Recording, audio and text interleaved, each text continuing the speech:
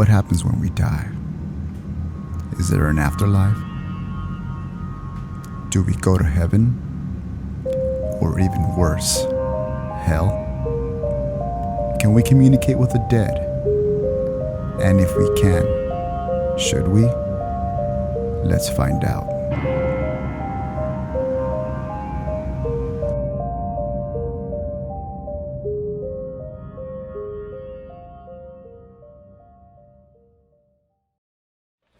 Welcome, guys, to another episode of San Pedro Paranormal. I'm here with my co-host, as always, Carlos, and I'm your host, Tony.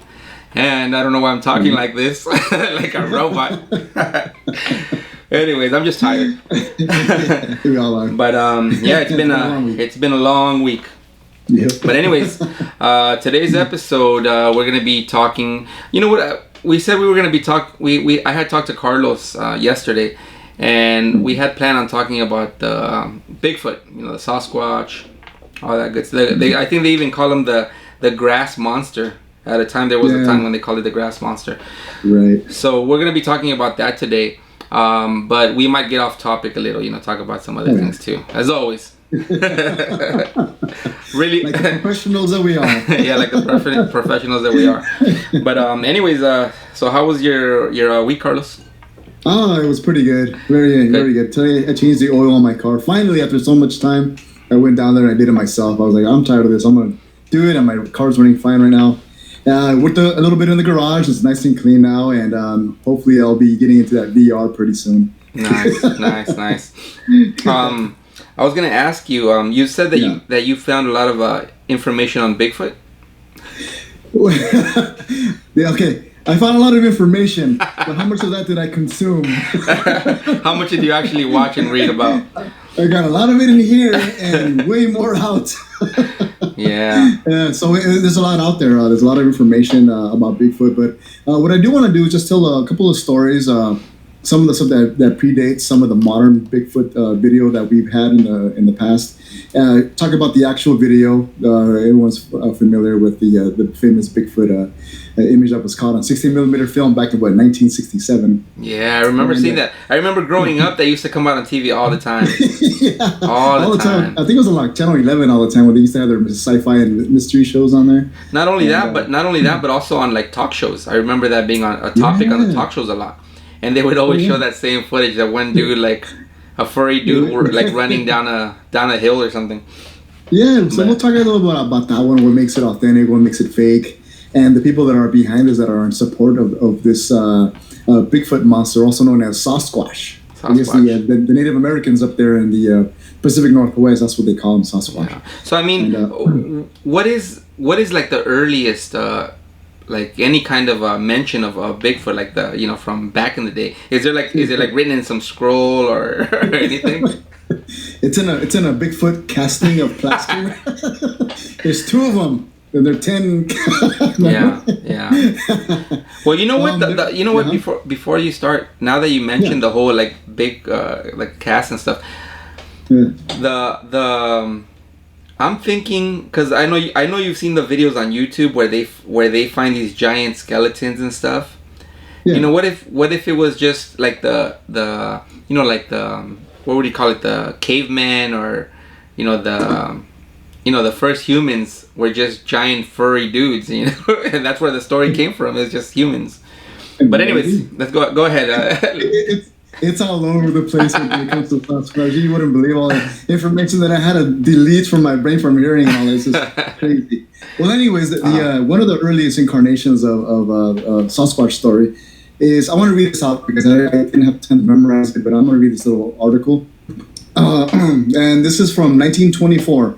In the summer of 1924, a group of gold prospectors stumbled out of the woods, shaking a glassy eye to tell of a 7-foot-tall ape-like animals attacking them with boulders. There's a couple of names of a couple of people.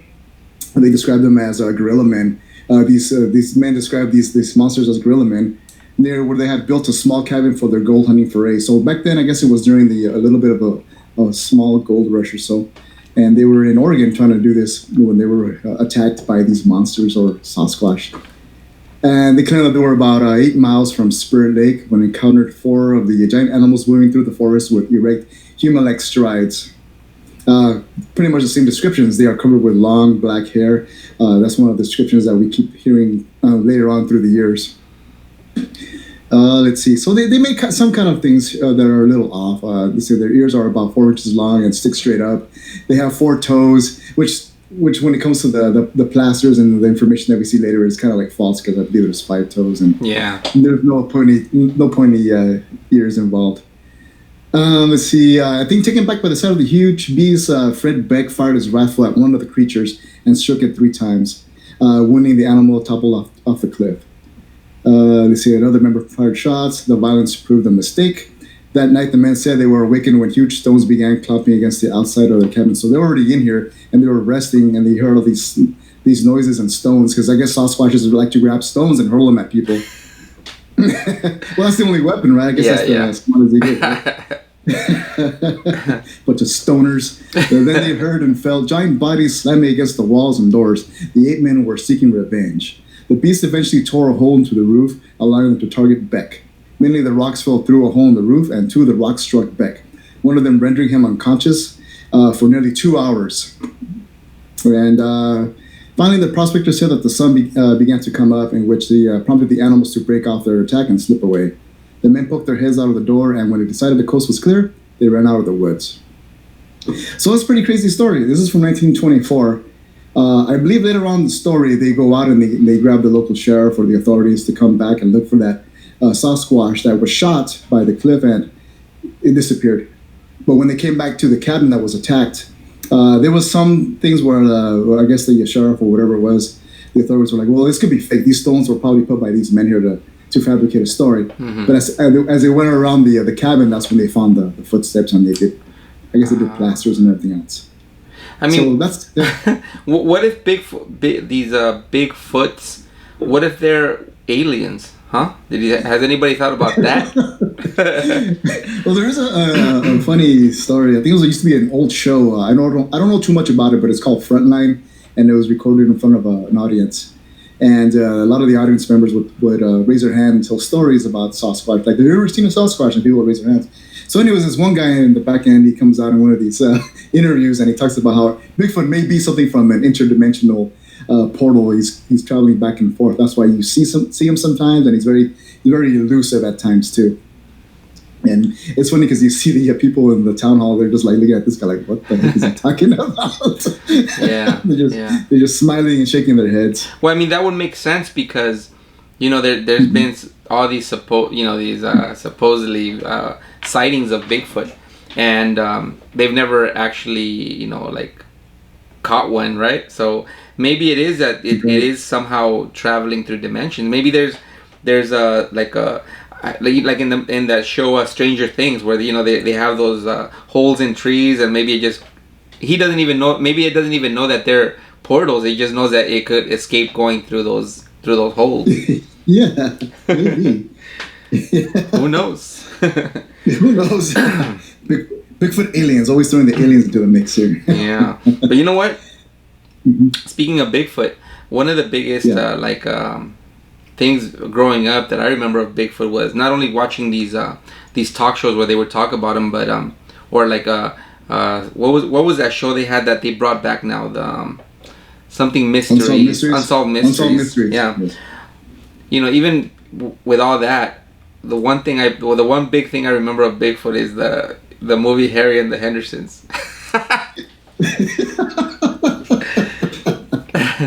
Oh man! And I always thought about that. I always thought about because growing up we used to go camping like every year, and I would always think, what if we did hit a Bigfoot and took him home and stuff.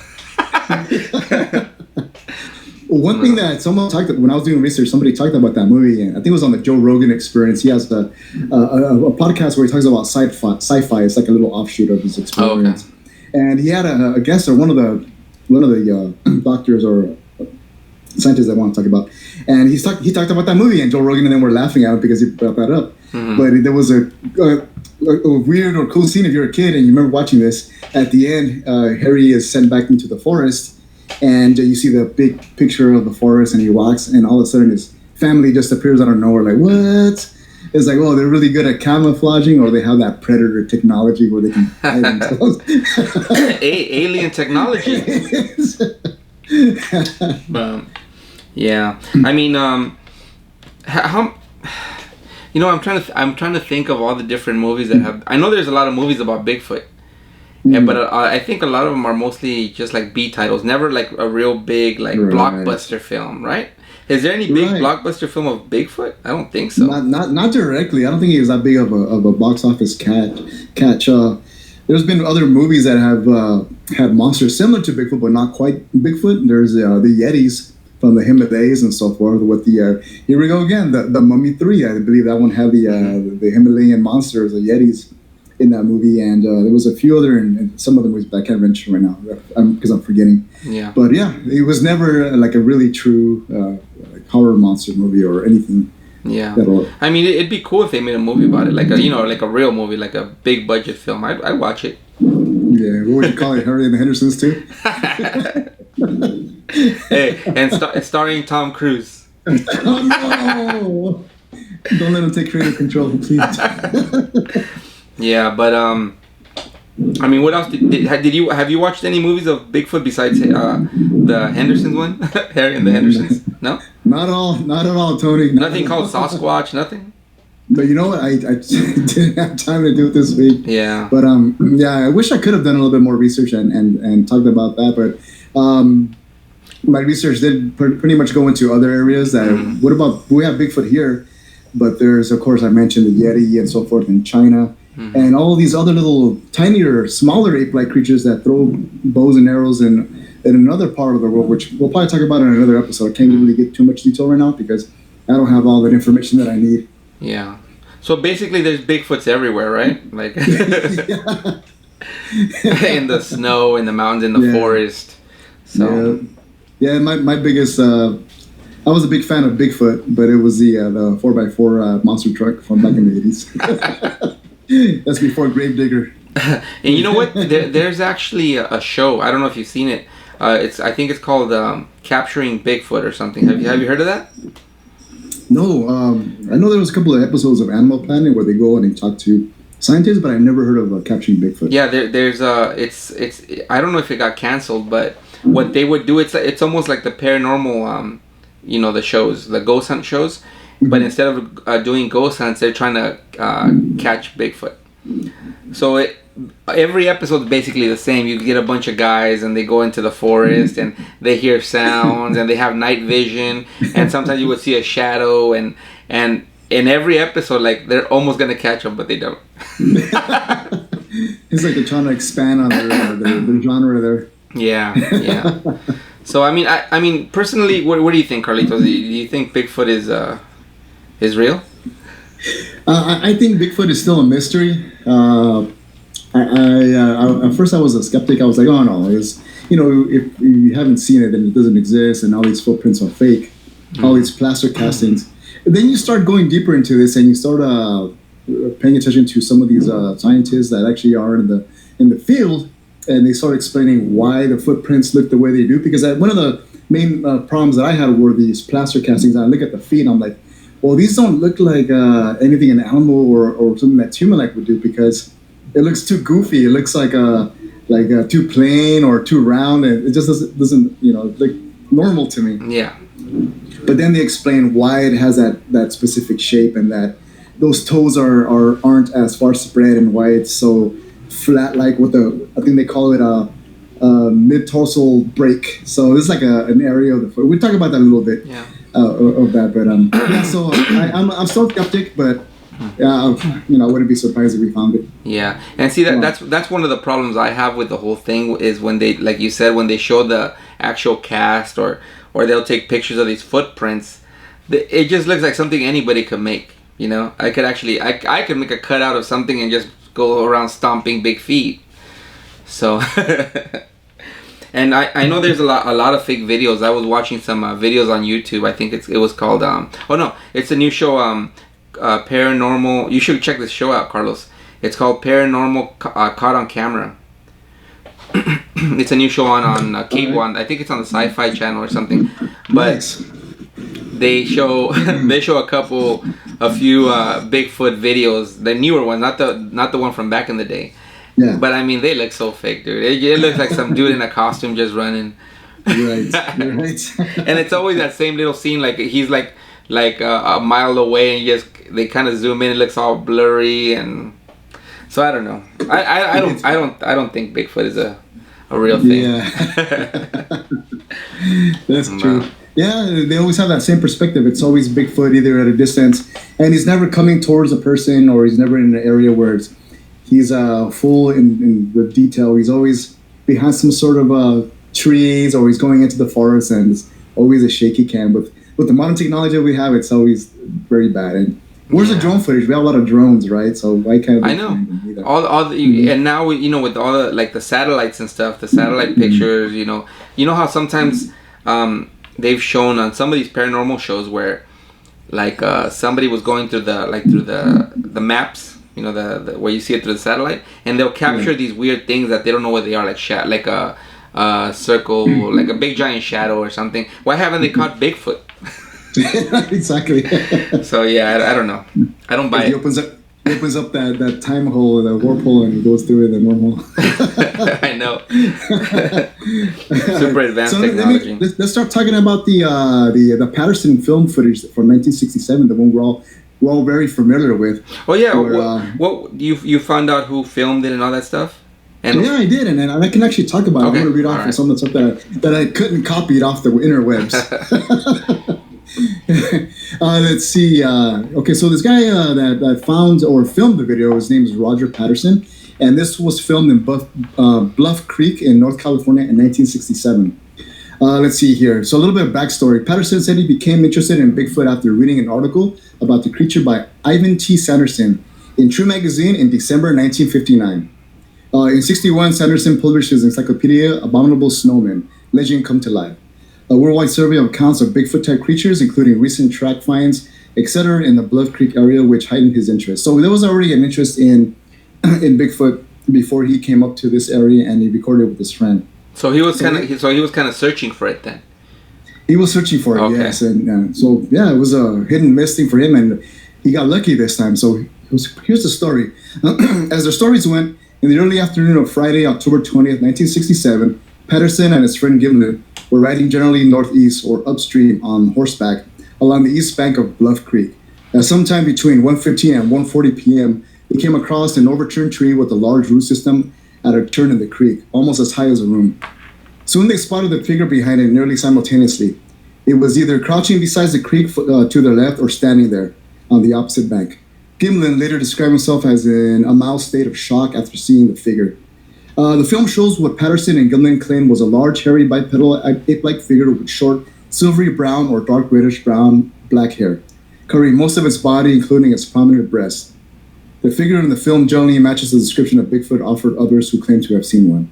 So these guys were, I'll omit some parts, but these guys were avid horseback riders, and they were going in that area because they of course heard about Bigfoot in the past, and they actually came across this this area with the big tree where both of them at the same time saw this Sasquatch, and they were surprised. So I guess that's when a few minutes had passed. The Sasquatch started walking away. He looked over his shoulder. Sasquatch did it again 2 times.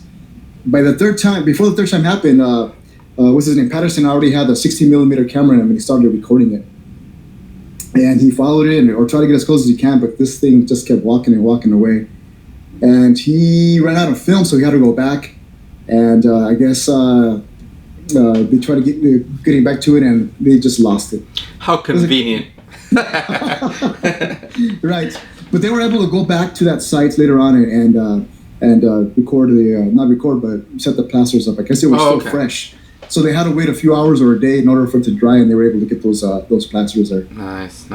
And did they ever have anything any scientists ever get involved where they go and like check for radiation or anything like that, or just nobody really paid attention to it? They do, but the way it is with scientific community is that you need hardcore evidence besides just plasters, because a lot of them believe that those can be faked, and there have been some faked footsteps. There's been some hairs that have been found too, and they tried doing some DNA, but they just can't because nothing really there that they can extract from that here. So right now the scientific community is like this: if you don't have some sort of like feces or a dead body or anything significant where they can take that, then right now it's just fake. It's a hoax. We don't want to pretty much waste our time on it. Yeah. And right now that's the hard thing, because you see the Sasquatch, but what are the droppings? You see bear droppings and this and that. What are the droppings of the Sasquatch? Where are the dead bodies? And anything. Well, what about the what do you call it? The mortality rate of infants? Won't they leave something behind, or does Sasquatch bury their young? Oh yeah, huh? Well, you know what? There's actually people. I remember I watched a video on YouTube, and there's actually people that believe that the Sasquatch are like demons, like really? like evil beings, and that's why you're never really able to capture them or see where they live, because they kind of just, it's almost like the interdimensional thing where they'll kind of come into our dimension and then go back to theirs. So. Okay. Yeah. Yeah, they do have sometimes they do have a foul smell to them too when they're around the area.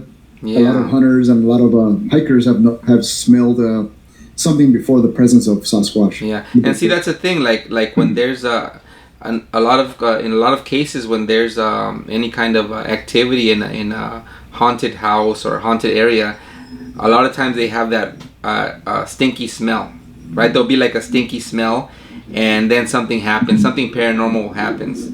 So maybe. Right. Mm-hmm. Bigfoot El Demon. I don't know. But, yeah. So then, all these plasters that you found that they've made, and there's a lot of them too. I guess one individual has about 200 plus of these plasters, and that was just making them in the garage. This is all the ones that he's found. I mean, that'd be a funny picture, but yeah, these are all the ones that he's actually found out in the field, and he's actually recorded himself. And he's found all kinds of different ones. The majority of them have that large foot, like about maybe 18 inches in length, very flat-footed with a break in the metatarsal. So it's like almost quite like a heel. Then you have the ball of the foot and the toes. But they said that's very different than what the humans have. Oh, okay. So it's kind of very hard to replicate. Even if you're wearing fake Bigfoot feet and you're walking through the mud in the forest, it'll still be hard to replicate because the way the Sasquatch pushes down. Yeah.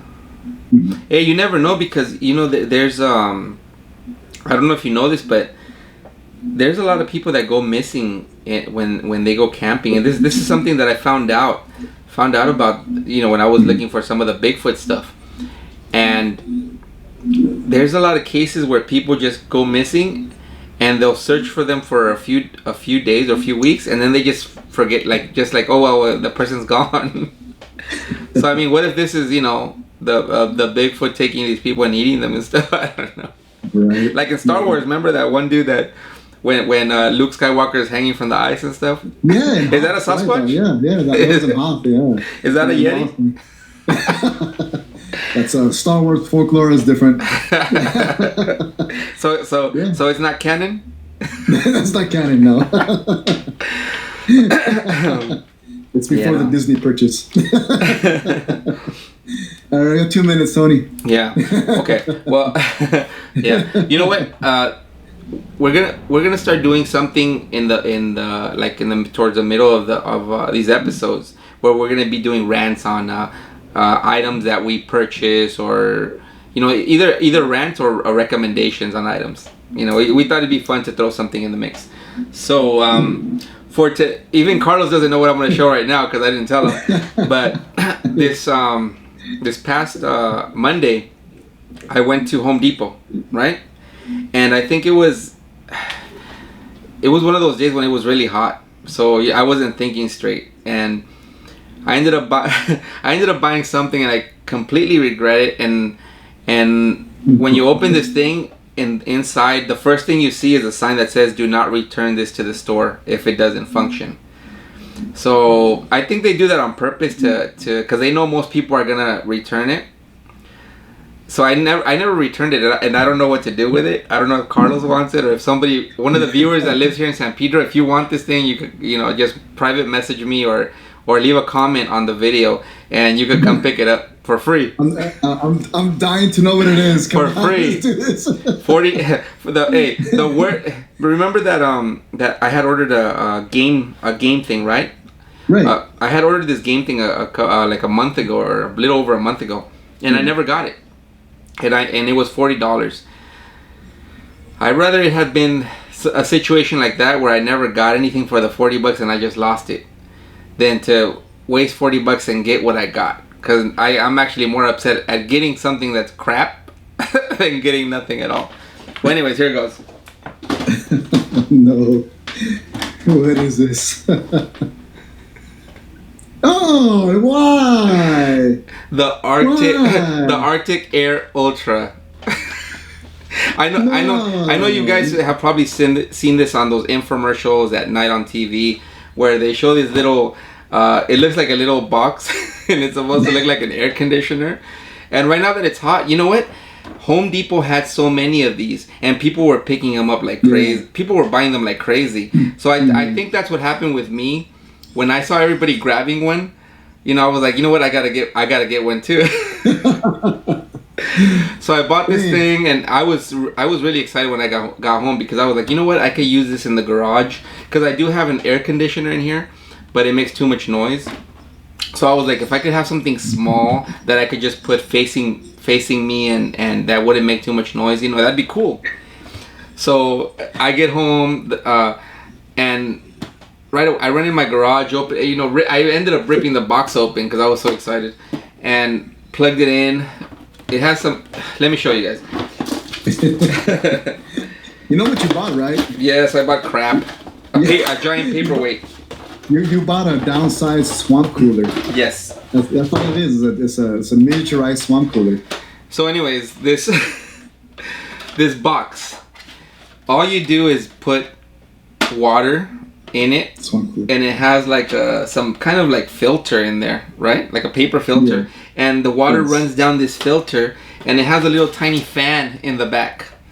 So what happens when you plug this in and you turn it on, it blows air through this filter that has water in it. And you know what? I should have thought about that. I mean, because it makes no sense.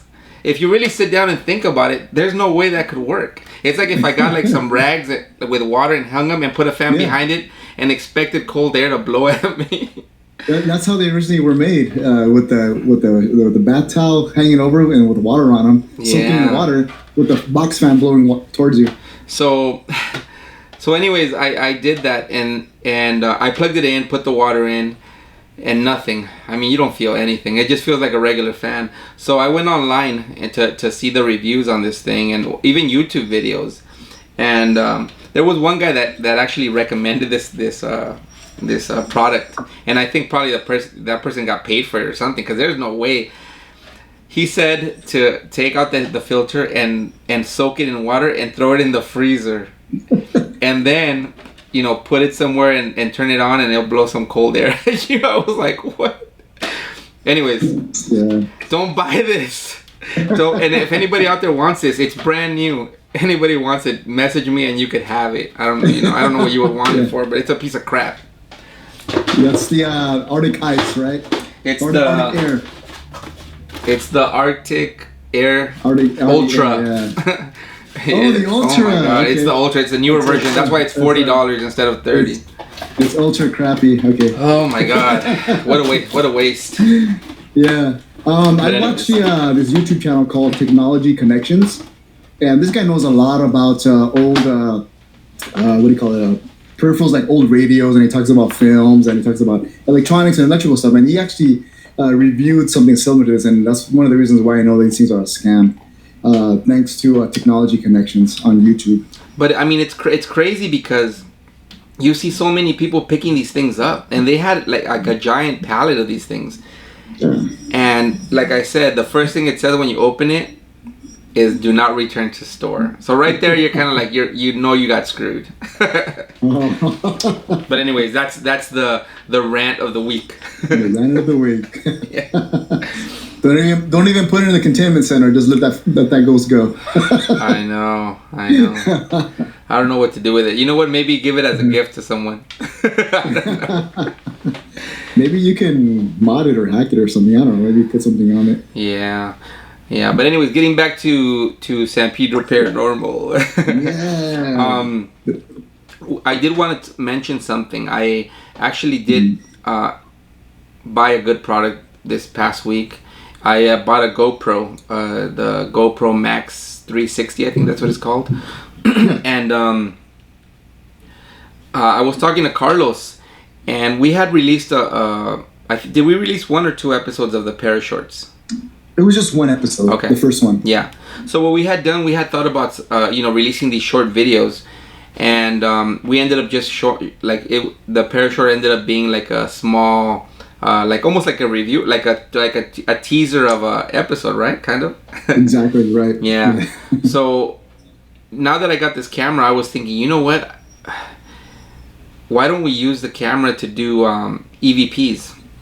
And I mean, right now I know it's kind of difficult because you can't really go out in public, and I know people probably be then wearing a mask and all that. So what I was thinking is, you know what? I could put this camera in right here in the studio, and do EVPs here and record them in 360 mode, so that way we could release these videos on the channel, like short 5 or 10 minute videos, and you guys, the viewers, could actually watch these videos, and like if you have a virtual headset or even the phones, right, you could scroll around with your phones or with your fingers, and you could see inside the studio. What I'm gonna do, I'm gonna set up some sensor lights all around and put different stuff, so that way if something does happen, not only can I see it, but anybody else, or if somebody sees something in the studio move that I didn't notice because I'm doing the EVPs, I think that'd be fun. So right. Yeah, and then I told Carlos, you know what? That's what we're gonna use the Parashorts for. The whole because we were like, what can we do with Parashorts? Parashorts is a great idea, short videos. So now that this came up, it's like it's perfect. So be expecting one of those videos probably at the end of the week again, next weekend. Maybe around the same time, maybe on a Sunday or a Monday, but that should be fun. Some EVPs and. Maybe even you know what, Carlos? I was even thinking maybe you should do some EVPs right there in your garage, and do we could both release like our own Parashorts. I don't think I'll stick to the technician side of the name. So I'll be doing Parashorts with electronic gadgets and reviews of certain maybe paranormal equipment. That's right. And that's right. And I probably invested my time more into that side. You're the communicator, you have more experience, and I think the show needs that. I think that people want that, and that's true. What, I'm for that. And all that. But yeah, you know what, and people there's a few viewers that did I think they even stopped watching because they were expecting EVPs here and there. So I think it's time to start doing the EVPs, and I think it would be awesome to do it here. Like I said, with sensor lights around, even candles, to make it more spooky and just give it that vibe. I think it's gonna be good. It's gonna be good for the show. I think Parashorts is an excellent idea. With Parashorts, we're gonna cover a lot more things that we just can't do on this show. It's gonna pretty much be a fun and educational experience. Yeah, and not only that, I know there's a lot of people that don't have an hour to sit down and watch our videos. Yeah. So if you have those 5 minutes, I think it'll work out. Right. But anyway, let's get back to Sasquatch. Sasquatch. No, Bigfoot. Did you find out, Carlos? Did you find out anything about if there's a Bigfoot in Mexico? No, I did not know that. I know Bigfoot exists in parts of British Columbia and Canada, in Washington State, in Oregon, California, Northern California, parts of Idaho, and sometimes parts of I guess to the east of Texas and maybe Wyoming and some places, but never heard of Mexico. I think Chupacabra dominates that part, right? Yeah. I mean, I know Mexico has the Chupacabra, we have La Llorona, we have... Yeah. I know those are the popular ones, but I've never heard anything about like giant or anything like that. So yeah, to our limited knowledge of the folklore and stories down there, but it's worth investigating. Maybe we can add something to a later episode. And talk about a lot more about the folklores of Mexico, with some of the scary stories that my aunts and uncles and grandparents have told me in the past. Maybe we should pretty much dive into that. Yeah, I think that'd be cool. I think it'd be cool if we. I mean, if you guys agree with us, comment on the video. And you know what? That's an excellent idea. Like have like little stories, and we could even have these family members tell the story and like in a short video and show it in between the episodes. So yeah, I think that's the next thing is start interviewing people that we know have had some sort of exposure, or they know these stories, and maybe later on go out and start interviewing other people. Yeah. Maybe. Yeah. But anyways, what else did you find out about the Bigfoot, Carlos? Mostly it's just on the anatomy of the foot, just going over the way he walks, and so it can't be fake. So I was like, wow, this is kind of cool. I never thought I would believe that there was a Bigfoot by watching some of this evidence, but I am still the skeptical kind. I still need to see that Bigfoot body. So they've never found a skeleton, right? A Bigfoot skeleton? Never. There's a story of there was once a party of people. I don't know if they were traveling by train or something, but there was a Sasquatch lying on the railroad tracks, and the train stopped. And I guess this Sasquatch had fallen off, or it was asleep, or it was startled, and it tried climbing up, and it fell, and it passed away. So I guess they grabbed it. So they had the Sasquatch body, and this was a long time ago. And they were trying to examine it overseas, so they had to put it on the boat, and they took it away. But I guess back then they didn't know how to preserve bodies. They didn't know that you have to put it in ice, and they didn't have any refrigerants back then. So people are thinking, they probably got the Bigfoot and threw it overboard. They're like, this stuff stinks. It's nasty. By that time there was a lot of issues with the plague, and so they were scared. So they were like, oh, we don't want anything that will cause harm to the rest of the crew, so let's get rid of it. But if they would have kept it fresh and taken it overseas and they have it examined, then we all would be studying Bigfoot in school right now. Yeah. And I mean, Bigfoot, what I'm thinking is if there is creatures like this, I mean, I don't think they would just be like sleeping in the woods, right? Like just anywhere. No. They would have to be like in some kind of cave or tunnel or something, right? Maybe that's what happens. Maybe when they die, they go back to these tunnels, like real deep in the tunnels, and that's why we haven't seen one. Right, that's what I'm thinking. Why they're so big and so muscular is that they probably move a lot of rocks and probably dig to make these like little safe areas, these little quarters where they're protected from the outside world. Mm-hmm. If you still want to dive deeper into the world of Bigfoot or Sasquatch and know a little bit more, look up Jeff Meldrum. Jeff Meldrum is an anthropologist with a focus on primate foot morphology and locomotion. He developed an early interest in the Sasquatch phenomenon and is one of the very few scientists to approach the subject in an open-minded yet critical manner. So this guy actually he went to school. He has his I think masters and doctorates and everything else. And he's one of the few scientists that actually wants to study I guess you want to call it the far side of science, right? He wants to risk his career to study Bigfoot.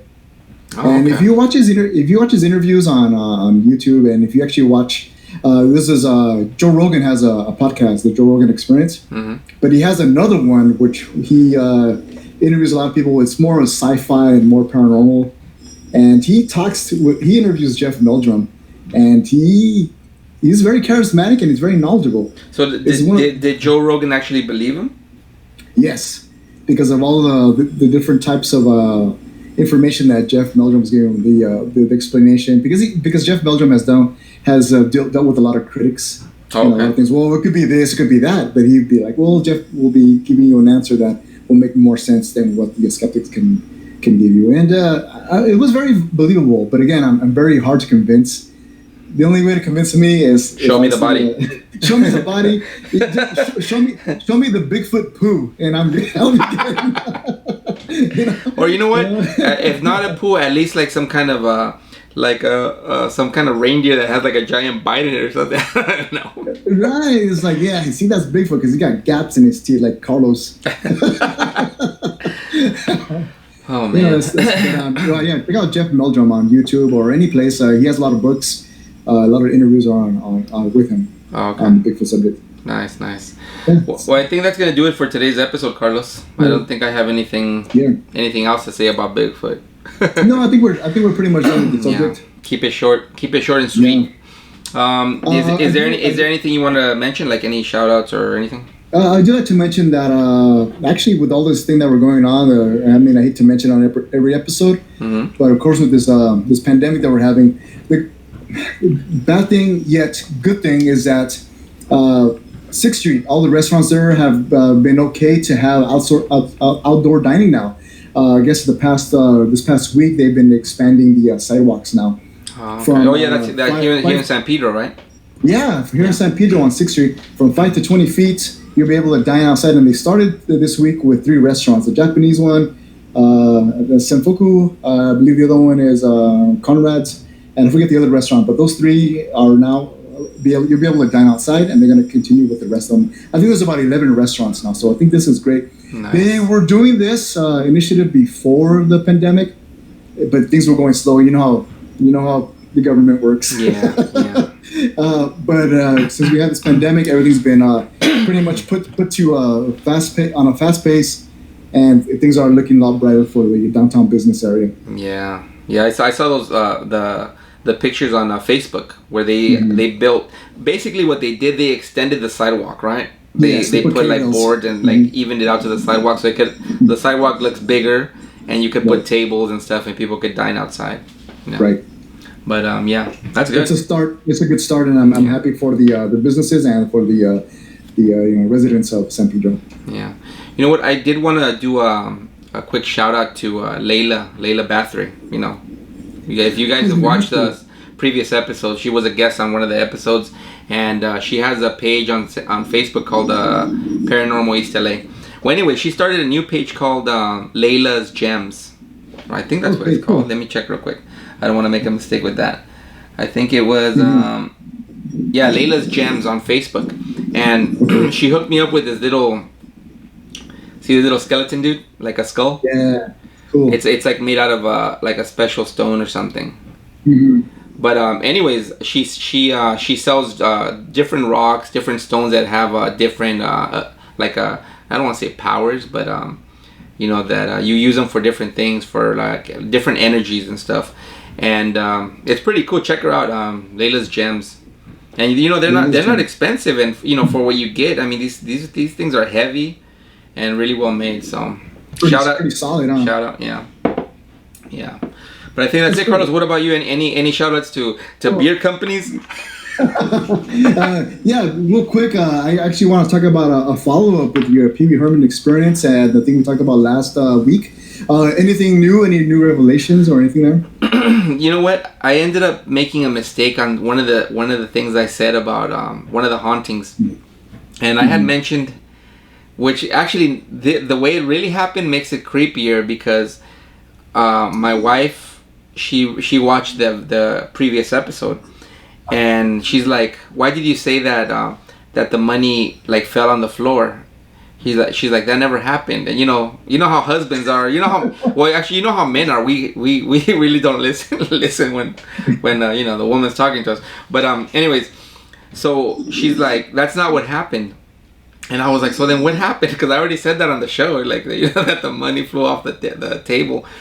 So what she said was that she took some money out of her wallet, and this it was I forgot what amount it was.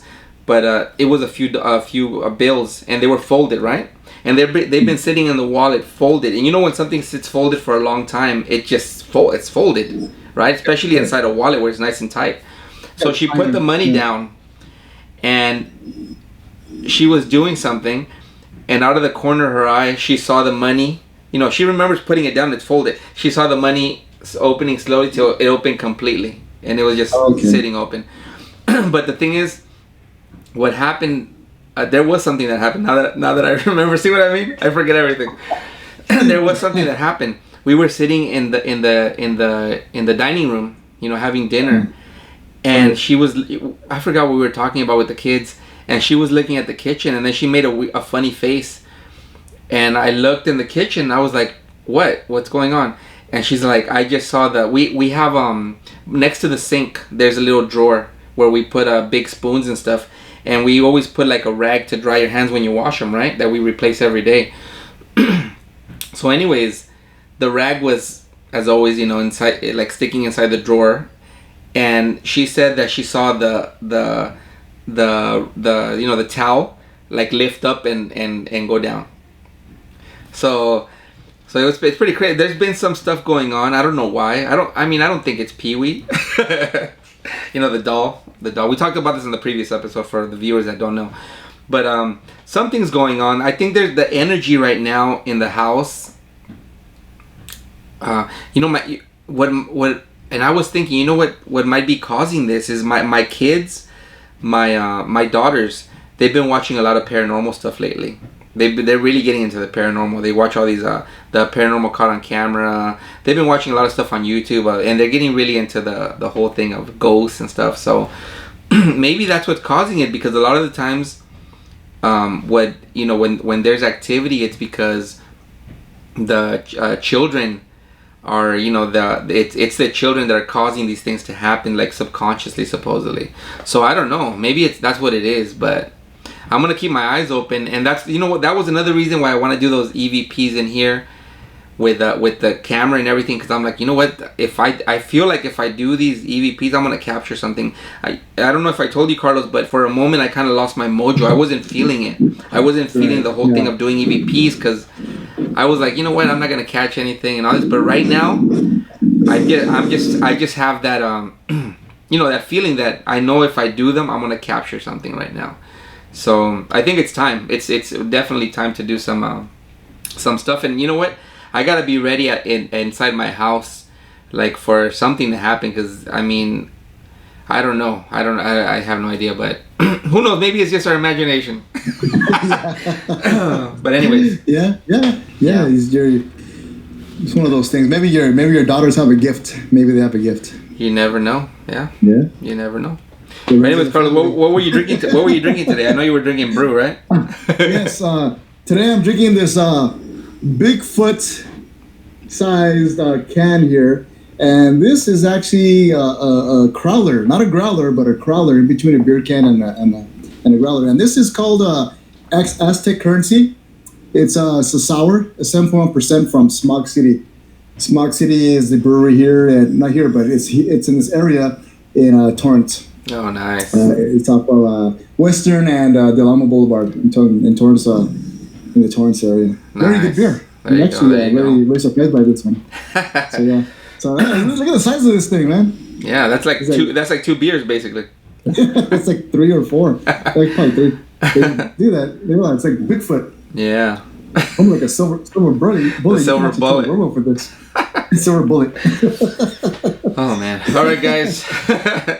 Well, I think that's gonna do it for today, right, Carlos? Anything else? Yes. Anything else you want to mention? So too. That's it. We talked about the areas around. We talked about San Pedro. We talked about your experiences. I think we're good. Yeah, I think we're done. I think we're done for today. But yeah, guys. So be expecting these short episodes coming. Coming soon, very soon. Yeah, we're excited about that. Yeah, and maybe even the technician will get into it too. Oh yeah, definitely. All right, guys. Well, thanks for watching, and we'll see you guys next time on San Pedro Paranormal. Thanks, guys. Thanks again.